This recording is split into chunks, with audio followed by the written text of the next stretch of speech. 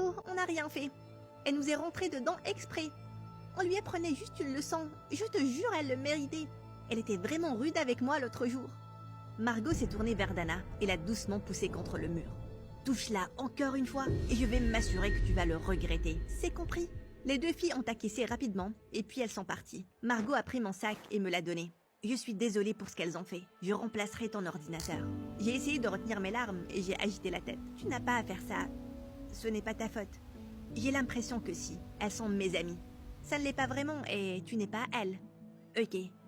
Mais si tu changes d'avis, dis-le-moi. J'ai arboré un petit sourire et j'ai acquiescé. Puis j'ai regardé Margot s'éloigner. Riche, populaire, jolie et gentille, je souhaiterais pouvoir être comme toi. Plus tard la même nuit, j'étais assise sur mon lit, scrollant sur mon téléphone, quand on a sonné en bas. Et à ma surprise, c'était le majordome de chez Dominique avec un paquet pour moi. Je me suis ruée vers ma chambre et j'ai déchiré le paquet comme un ninja en mission. À l'intérieur, il y avait le plus bel ordinateur que j'ai vu, brillant comme une armure de chevalier. J'ai appris ce qui s'est passé au lycée aujourd'hui. Je vais être coincée au labo jusqu'à très tard ce soir. Je ne pourrai donc pas venir te voir. Mais tu n'as pas intérêt à rater la deadline de cette histoire. PS, ne bave pas sur le clavier. Dame. Oh mon Dieu, je pourrais t'embrasser là, Dame. J'ai commencé l'histoire à zéro, mais j'étais soudainement à fond. J'ai écrit frénétiquement toute la nuit, et j'avais enfin fini à l'aube.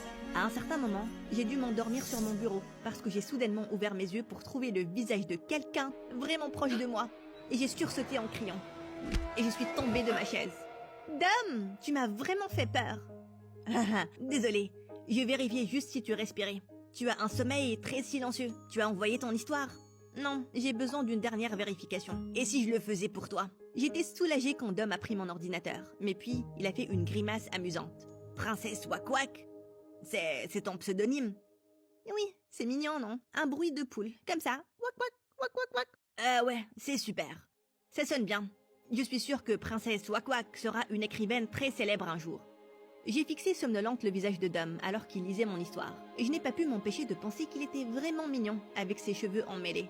Fini, je pense que c'est vraiment bien, Sadie. En voilà. J'ai joyeusement envoyé le mail, et j'ai senti un poids s'enlever de mes épaules. Attends, tu viens de rentrer du labo? Oui, je pensais venir te voir avant de rentrer. Ce que je devrais faire maintenant. Je devrais prendre une douche. Alors qu'il sortait à travers la fenêtre, j'ai mis ma main sur son bras. Merci encore pour tout. Tu es le meilleur. Dom m'a regardé en retour avec une expression sérieuse que je ne pouvais pas lire. Je t'en prie. En fait, Sadie, avant d'y aller, il y a un truc que je voulais te dire. Je pense que je vais le dire maintenant. Oh mon Dieu. Est-ce qu'il va me dire que je lui plais?